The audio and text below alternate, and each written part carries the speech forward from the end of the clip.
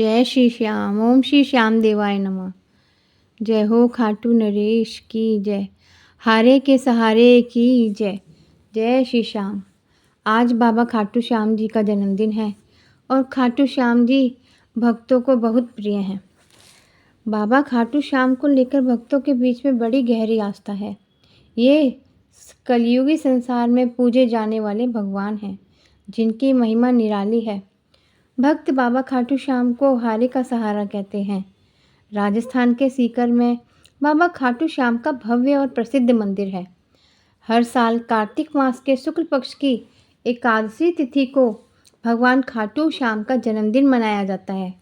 खाटू श्याम जी के जन्मदिन पर उनकी विशेष पूजा अर्चना की जाती है, भोग लगाए जाते हैं और सुंदर फूलों से उनका श्रृंगार किया जाता है। इस दिन दूर दूर से लोग बाबा खाटू श्याम के दर्शन के लिए पहुंचते हैं। कलयुग में पूजे जाने वाले भगवान खाटू श्याम, इनकी पूजा क्यों होती है, आज मैं आपको बताती हूँ। खाटू श्याम बर्बरीक थे, जिन्हें आज खाटू श्याम के नाम से जाना जाता है। इनका संबंध महाभारत काल से जुड़ा है। बर्बरीक बहुत शक्तिशाली थे, इतना कि उनके एक बाण से महाभारत युद्ध भी समाप्त हो सकता है। इनकी शक्ति और प्रतिभा से भगवान श्री कृष्ण बहुत प्रसन्न हुए थे और श्री कृष्ण ने से ही इन्हें कलयुग में पूजे जाने का वरदान मिला था। आइए जानते हैं बर्बरिक से जुड़ी खाटू श्याम बनने की कलयुग में पूजे जाने वाली पूरी कहानी।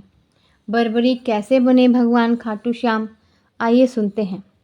बर्बरिक घटोत्कच का पुत्र था और बहुत शक्तिशाली व मायावी थे।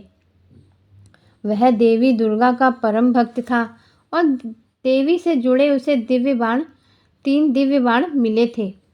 महाभारत युद्ध के दौरान बर्बरिक ने प्रण लिया था कि इस युद्ध में जो हारेगा वही उन्हीं की तरफ से लड़ेंगे। लेकिन श्री कृष्ण भगवान अंतर्यामी हैं। वह भली भांति जानते थे कि यदि बर्बरिक युद्ध स्थल पर आ गए तो पांडवों की हार तय है। ऐसे में श्री कृष्ण ब्राह्मण का रूप धरकर बर्बरिक को रोकने की कोशिश की। ब्राह्मण का रूप धारण करके कृष्ण ने बर्बरिक से दान में उनका शीश मांग लिया।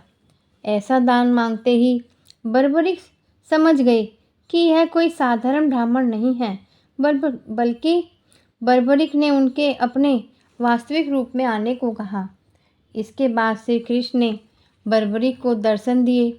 श्री कृष्ण के दर्शन होते ही बर्बरिक ने खुशी खुशी अपना शीश दान कर दिया। बर्बरिक की भक्ति और बलिदान से श्री कृष्ण बहुत प्रसन्न हुए और वरदान दिया कि तुम कलयुग में मेरे श्याम नाम से जाने पूजे जाओगे। लोग तुम्हारी भक्ति और पूजा करेंगे, उसकी सभी मनोकामनाएं पूरी होंगी जो तुम्हारी पूजा अर्चना करेंगे। तुम कभी भी अपने भक्त को निराश नहीं करोगे, तभी इनका नाम हारे का सहारा कहा गया है। ओम श्री श्याम देवाय नमः। श्याम बाबा के 11 नाम बहुत ही प्रसिद्ध हैं।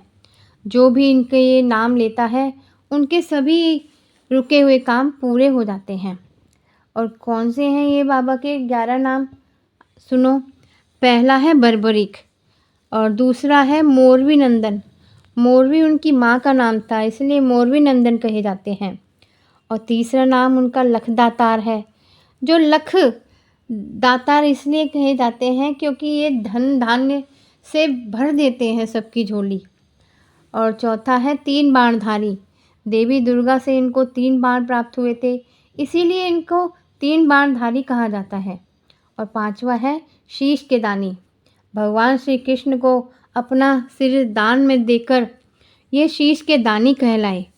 और छठा नाम है कलयुग के अवतारी, क्योंकि कलयुग में ये भक्तों को कभी निराश नहीं होने देते, इसलिए इन्हें कलयुग के अवतारी भी कहा गया है। और 7वां नाम है इनका श्री श्याम। और 8वां है हारे का सहारा। हारे का सहारा, जो इस संसार में सब जगह से हार जाता है, प्रभु खाटू श्याम जी उसे हारे का सहारा इसीलिए कहते हैं। 9वां है इनका खाटू नरेश। वहाँ के राजा हैं खाटू श्याम के, इसलिए खाटू नरेश भी कहा जाता है। और 10वां नाम है इनका लीला के अस्वर, यानी कि अर्थात नीले घोड़े पर सवार होने वाले। क्योंकि इनकी सवारी नीला घोड़ा है, इसलिए इन्हें नीले के घोड़े पर सवार के नाम से भी जाना जाता है। और 11वां नाम है इनका मोर छड़ी धारक, क्योंकि भगवान श्री कृष्ण ने अपनी मोर छड़ी और बांसुरी इनको भेंट में दी थी, इसीलिए इनको मोर छड़ी धारक भी कहा जाता है। बोलो जय श्री श्याम देवाय नमः। प्रभु श्री श्याम सभी भक्तों का, सभी का भला करें, सबके कष्ट दूर करें, सबकी मनोकामनाएं पूरी करें। जय श्री श्याम। आपको ये जानकारी अच्छी लगी तो आप इसे लाइक ज़रूर करें और आगे शेयर करें इस जानकारी को।